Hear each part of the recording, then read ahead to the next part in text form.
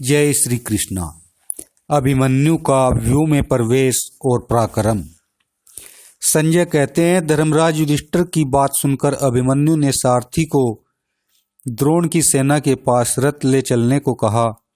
जब बारंबार चलने की आज्ञा दी तो सारथी ने उससे कहा, आयुष्मान, पांडवों ने आप पर यह बहुत बड़ा भार रख दिया है।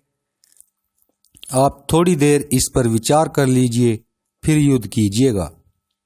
आचार्य द्रोण बड़े विद्वान हैं, उन्होंने उत्तम अस्त्र विद्या में बड़ा परिश्रम किया है।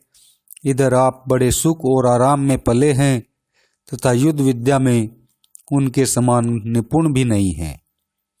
सारथी की बात सुनकर अभिमन्यु ने उससे हंसकर कहा, सूत, यह द्रोण अथवा क्षत्रिय समुदाय क्या है? यदि साक्षात इंद्र देवताओं के साथ आ जाएं अथवा भूत गणों को भी साथ लेकर शंकर उतर आवें तो मैं उनसे भी युद्ध कर सकता हूँ। इस अक्षत्रिय समूह को देखकर आज मुझे ऐसा आश्चर्य नहीं हो रहा है। यह संपूर्ण शत्रु सेना मेरी 16वीं कला के बराबर भी नहीं है। और तो क्या, विश्व विजयी मामा श्री कृष्ण और पिता अर्जुन को भी अपने विपक्ष में पाकर मुझे भय नहीं होगा। इस प्रकार सारथी की बात की अवहेलना करके अर्जुन ने उसे शीघ्र ही द्रोण की सेना के पास चलने की आज्ञा दी। यह सुनकर सारथी मन में बहुत प्रसन्न तो नहीं हुआ, परंतु घोड़ों को उसने द्रोण की ओर बढ़ाया। पांडव भी अभिमन्यु के पीछे पीछे चले। उसको आते देख कौरव पक्ष के सभी योद्धा द्रोण को आगे करके उसका सामना करने लगे। अर्जुन का पुत्र अर्जुन से भी बढ़कर पराक्रमी था। वह युद्ध की इच्छा से द्रोण और आदि महारथियों के साथ सामने इस प्रकार जा डटा जैसे हाथियों के आगे सिंह का बच्चा हो। अभिमन्यु अभी व्यू की और 20 ही कदम बढ़ा था कि कौरव योद्धा उसके ऊपर प्रहार करने लगे। फिर तो एक दूसरे का संहार करने वाले उभय पक्ष के योद्धाओं में घोर संग्राम होने लगा। उस भयंकर युद्ध में द्रोण के देखते देखते व्यू भेद कर अभिमन्यु उसके भीतर घुस गया। वहां जाने पर उसके ऊपर बहुत से योद्धा टूट पड़े, परंतु वीर अभिमन्यु अस्त्र चलाने में फुर्तीला था। जो वीर उसके सामने आए सबको अपने मर्म भेदी बाणों से मारने लगा। उसके पहने बाणों की मार पड़ने से घायल हो बहुत से योद्धा धराशायी हो गए। मरे हुए वीरों की लाशों और उसके टुकड़ों से वहां की भूमि ढक गई। धनुष, बाण, ढाल, तलवार, अंकुश, तोमर आदि बहुत से शस्त्रों और आभूषणों से युक्त हजारों वीरों की भुजाओं को अभिमन्यु ने काट डाला तथा रथों को तोड़ डाला। उसने अकेले ही भगवान विष्णु के समान अचिंतनीय पराक्रम कर दिखाया। राजन, उस समय आपके पुत्र और आपके पक्ष के योद्धा 10 दिशाओं की ओर से देखते हुए भागने की राह ढूंढने लगे। उनके मुंह सूख गए थे, नेत्र चंचल हो रहे थे, बदन से पसीना बह रहा था, रोए खड़े हो गए थे। वे शत्रु को जीतने का साहस खो बैठे थे। अगर कुछ उत्साह था तो वहां से निकल भागने का।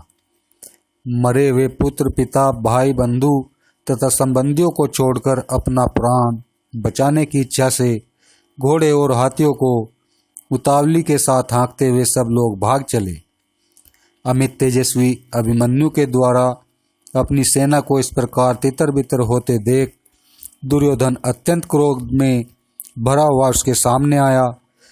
द्रोणाचार्य की आज्ञा से और भी बहुत से योद्धा वहां आ पहुंचे और दुर्योधन को चारों ओर से घेरकर उसकी रक्षा करने लगे।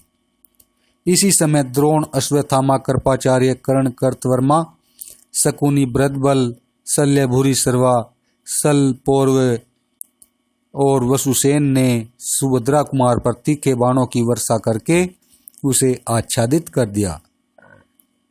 इस प्रकार अभिमन्यु को मोहित करके उन्होंने दुर्योधन को बचा लिया।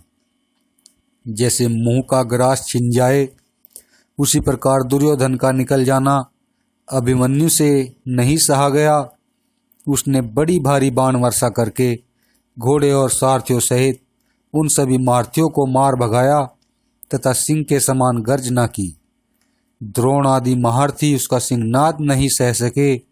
वे रथों से उसको घेर कर बाण समूहों की वर्षा करने लगे, किंतु अभिमन्यु उन सब बाणों को आकाश में ही काट गिराता और तुरंत तीखे बाण मारकर सबको बींध डालता था। उसका यह पराक्रम अद्भुत था। उस समय अभिमन्यु और कौरव योद्धा एक दूसरे पर लगातार प्रहार कर रहे थे। कोई भी युद्ध से विमुख नहीं होता था। उस घोर संग्राम में दुस्सह ने 9 बाण मारकर अभिमन्यु को बींध दिया। फिर दुशासन ने 12, कृपाचार्य ने 3, द्रोण ने 17, विविंशति ने 70, कर्तवर्मा ने 7, बृहद्बल ने 8, अश्वत्थामा ने 7, भूरिश्रवा ने 3, शल्य ने 6, शकुनी ने 2 और राजा दुर्योधन ने 3 बाण मारे। महाराज, उस समय प्रतापी अभिमन्यु जैसे नाच रहा हो, इस प्रकार सब और घूम घूम कर सब महारथियों को 3-3 बाणों से भेदता जाता था। फिर आपके पुत्रों ने मिलकर जब उसे भय दिखाना आरंभ किया तो अभिमन्यु क्रोध से जल उठा और अपनी अस्त्र शिक्षा का महान बल दिखाने लगा। इतने में अस्मक नरेश के पुत्र ने बड़ी तेजी से वहां आकर अभिमन्यु को रोका और 10 बाण मारकर उसको बींध डाला। तब अभिमन्यु ने मुस्कुराते हुए उसे 10 बाण मारे और उनसे उसके घोड़ों, सारथी, ध्वजा, धनुष, भुजाओं तथा मस्तक को काटकर भूमि पर गिरा दिया।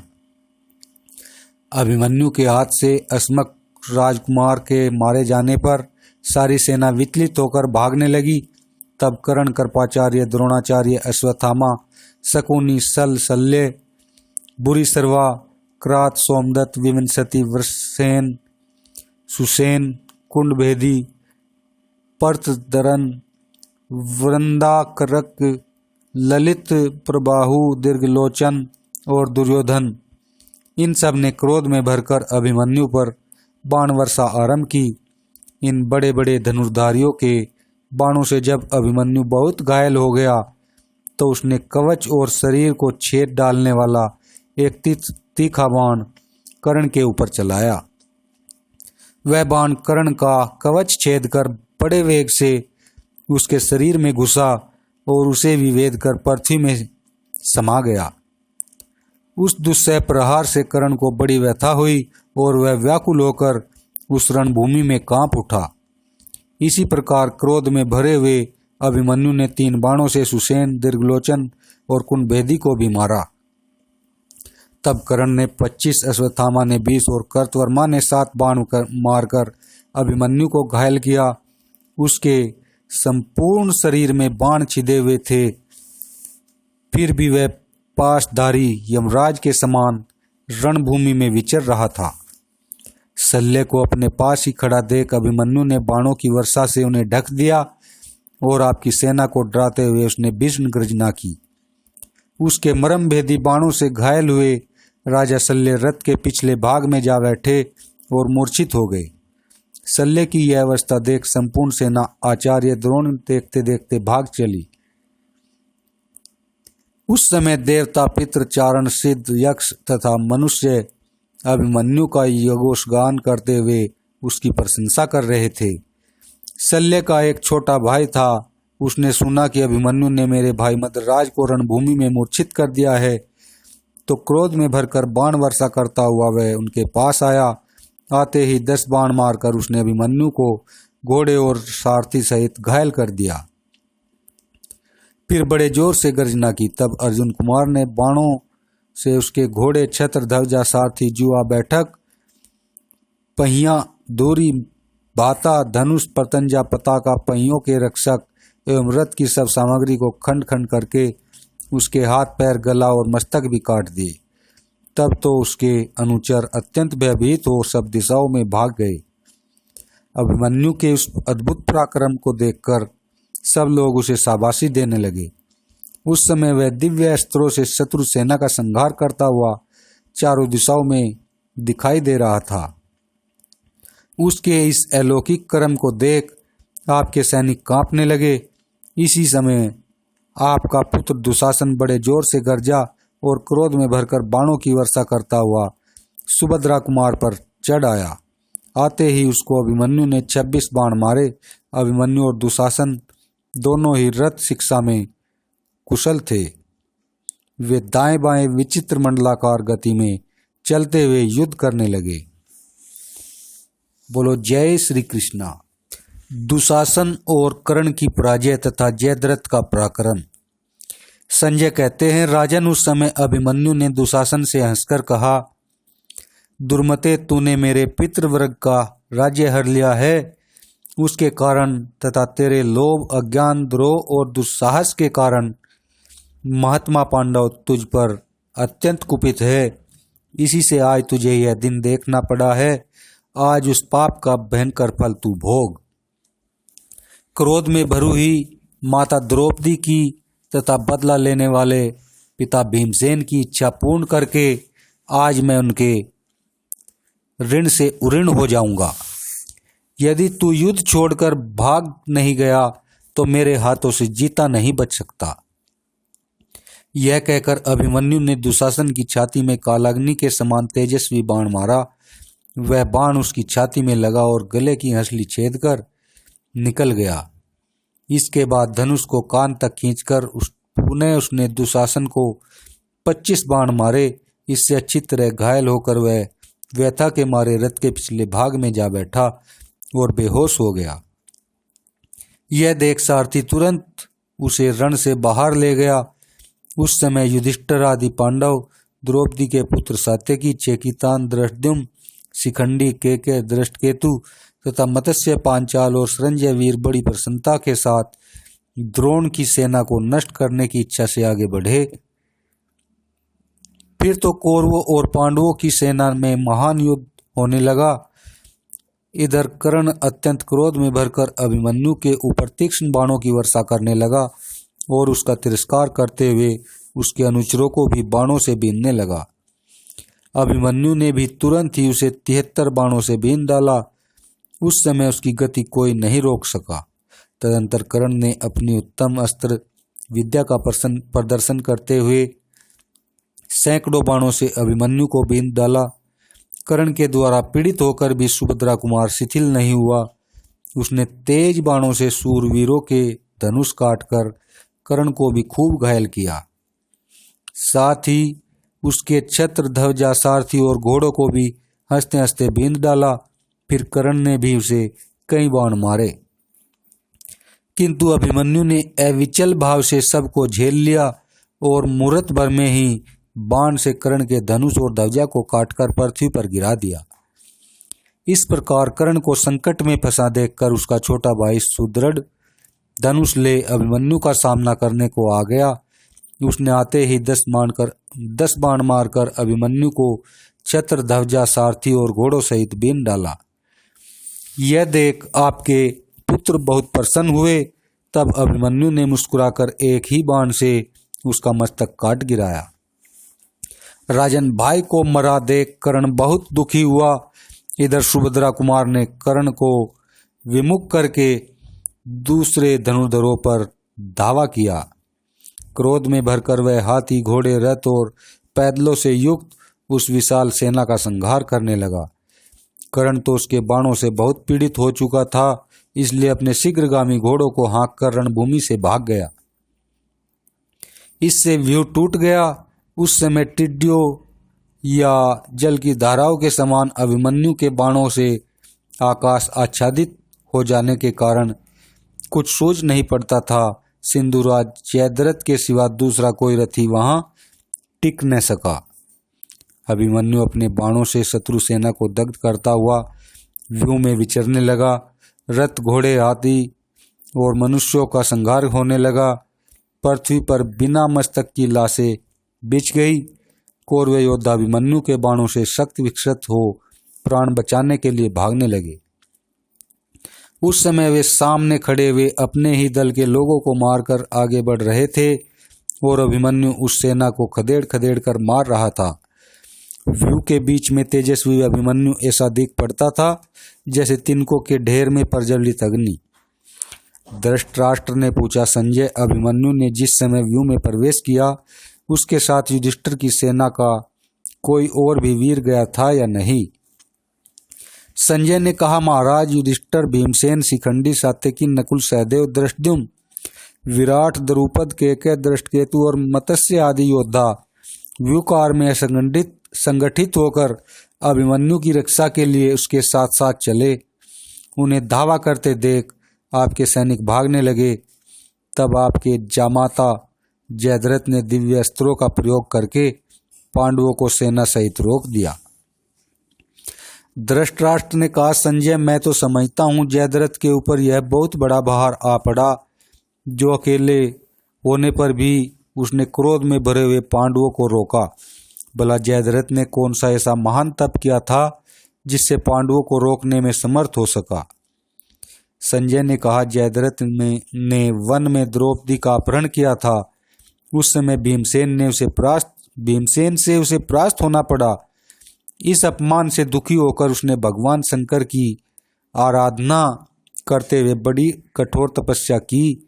भक्त वत्सल भगवान ने उस पर दया की और स्वप्न में दर्शन देकर कहा, जयद्रथ, मैं तुझ पर प्रसन्न हूँ, इच्छानुसार वर मांग ले। वह प्रणाम करके बोला, मैं चाहता हूँ अकेले ही समस्त पांडवों को युद्ध में जीत सकूं। भगवान ने कहा, सौम्य, तुम अर्जुन को छोड़ शेष 4 पांडवों को युद्ध में जीत सकोगे। अच्छा, ऐसा ही हो। यह कहते कहते उसकी नींद टूट गई। उस वरदान से और दिव्यास्त्र के बल से जयद्रथ ने अकेले होने पर भी पांडव सेना को आगे नहीं बढ़ने दिया। उसकी प्रत्यंचा की टंकार होते ही शत्रु वीरों पर भय छा गया और आपके सैनिकों को बड़ा हर्ष हुआ। उस समय सारा भार जयद्रथ के ही ऊपर पड़ा देख आपके क्षत्रिय वीर कोलाहल करते हुए युधिष्ठिर की सेना पर टूट पड़े। अभिमन्यु ने व्यूह के जिस भाग को तोड़ डाला था उसे जयद्रथ ने पुनः योद्धाओं से भर दिया। फिर उसने सात्यकी को 3, भीमसेन को 8, धृष्टद्युम्न को 60 और विराट को 10 बाण मारे। इसी प्रकार द्रुपद को 5, शिखंडी को 7, के राजकुमारों को 25, द्रौपदी के प्रत्येक पुत्र को 3-3 और युधिष्ठिर को 70 बाणों से बीन डाला। साथ ही दूसरे योद्धाओं को भी बाणों की भारी वर्षा से पीछे हटा दिया। उसका यह काम अद्भुत ही हुआ। तब राजा युधिष्ठिर ने हंसते हंसते एक तीक्ष्ण बाण से जयद्रथ का धनुष काट डाला। जयद्रथ ने पलक मारते ही दूसरा धनुष लेकर युधिष्ठिर को 10 और अन्य योद्धाओं को 3-3 बाणों से बीन दिया। उसके हाथ की फुर्ती देखकर भीमसेन ने 3 बाणों से उसके धनुष, ध्वजा और छत्र को काट गिराया। जयद्रथ ने पुनः दूसरा धनुष उठाया और उसकी प्रत्यंचा चढ़ाकर भीमसेन के धनुष, ध्वजा और घोड़ों को संहार कर डाला। घोड़े के मर जाने पर भीमसेन उस रथ से कूदकर सात्यकी के रथ पर जा बैठे।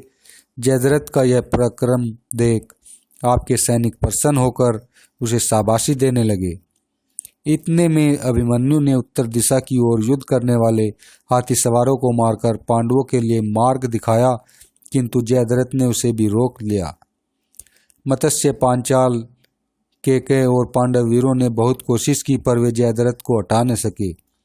आपके शत्रुओं में से जो भी द्रोण सेना का व्यूह तोड़ने का प्रयत्न करता उसे जयद्रथ वरदान के प्रभाव से रोक देता था। बोलो जय श्री कृष्णा। अभिमन्यु के द्वारा कौरव सेना के कई प्रमुख वीरों का संहार। संजय कहते हैं, तदंतर दुर्धर्ष वीर अभिमन्यु ने उस सेना के भीतर घुसकर इस प्रकार तहलका मचाया जैसे बड़ा भारी मगर समुद्र में हलचल पैदा कर देता है। आपकी सेना के प्रधान वीरों ने रथों से अभिमन्यु को घेर रखा था, तो भी उसने वृषसेन के सारथी को मार कर उसके धनुष को भी काट डाला। बलवान वृषसेन भी अपने बाणों से अभिमन्यु के घोड़ों को बीनने लगा। घोड़े रथ लिए वहां से हवा हो गए। यह विघ्न आ पड़ने से सारथी रथ को दूर हटा ले गया। थोड़ी ही देर में शत्रुओं को रोनते हुए अभिमन्यु को पुनः आते देख बसातिय ने तुरंत उनका सामना किया। उसने अभिमन्यु को 60 बाणों से घायल कर दिया। तब अभिमन्यु ने बसातिय की छाती में एक ही बाण मारा, जिससे वह प्राणहीन होकर पृथ्वी पर गिर पड़ा। यह देख आपकी सेना के बड़े बड़े क्षत्रियों ने क्रोध में भरकर अभिमन्यु को मार डालने की इच्छा से घेर लिया। उसके साथ उनका बड़ा भयंकर युद्ध हुआ। अभिमन्यु ने कुपित हो उनके धनुष और बाणों के टुकड़े टुकड़े करके कुंडल और मालाओं से मंडित मस्तक भी काट डाले।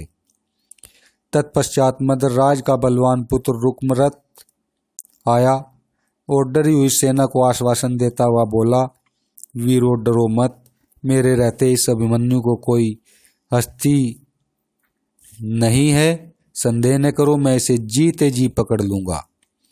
यह कहकर वह अभिमन्यु की ओर दौड़ा और उसकी छाती और दाईं बाईं भुजाओं में 3-3 बाण मारकर गरजने लगा। तब अभिमन्यु ने उसका धनुष काट दिया और शीघ्र ही उसकी दोनों भुजाओं और मस्तक को भी काटकर पृथ्वी पर गिरा दिया।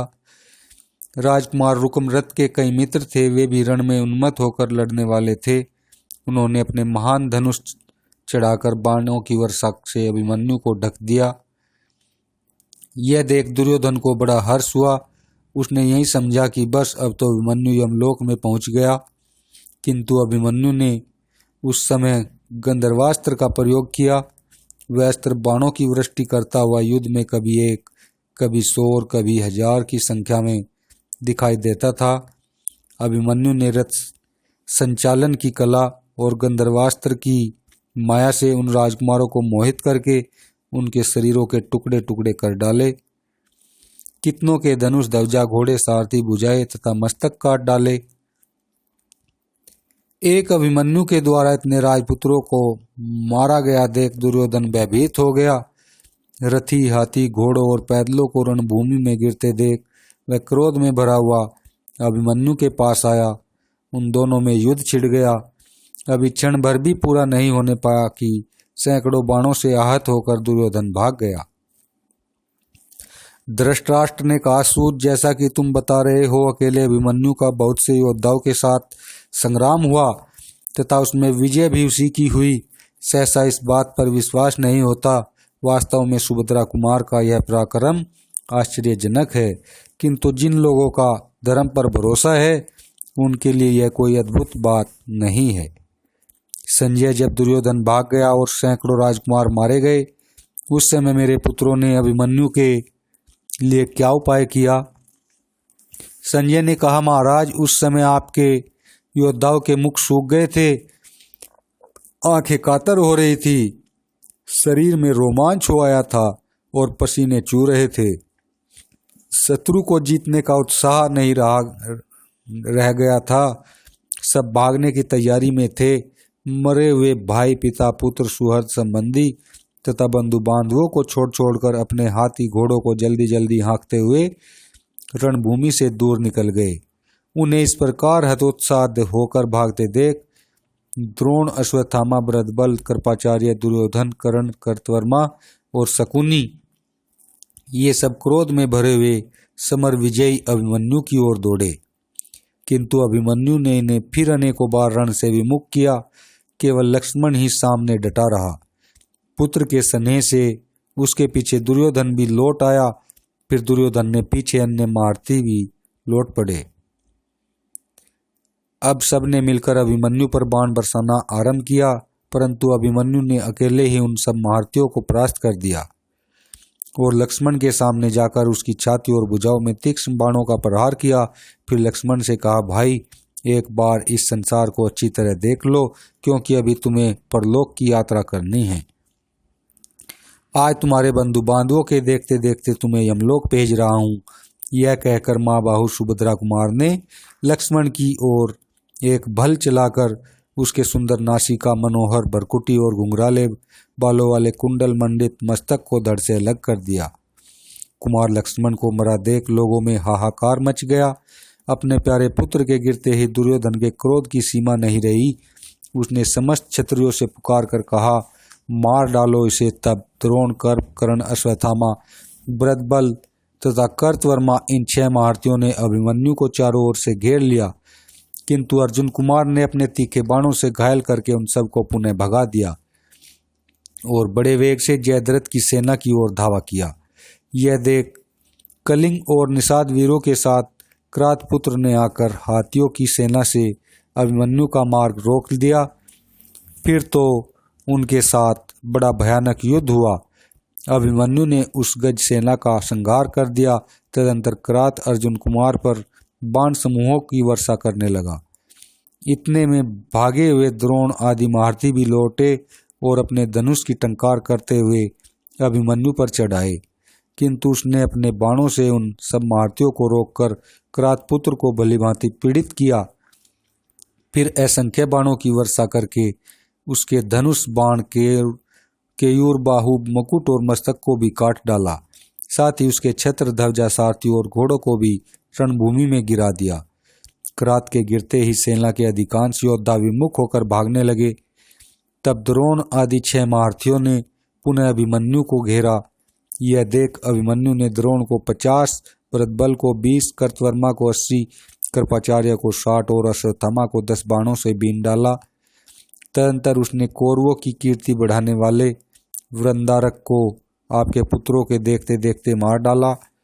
तब अभिमन्यु के ऊपर द्रोण ने 100, अश्वत्थामा ने 8, कर्ण ने 22, कृतवर्मा ने 20, भरतबल ने 50 और कृपाचार्य ने 10 बाण मारे। इस प्रकार उनके द्वारा सब ओर से पीड़ित होते हुए भी सुभद्रा कुमार ने उन सब को 10-10 बाणों से मारकर घायल कर दिया। इसके बाद कौशल नरेश ने अभिमन्यु की छाती में एक बाण मारा। अभिमन्यु ने भी उसके घोड़े, ध्वजा, धनुष और सारथी को काटकर पृथ्वी पर गिरा दिया।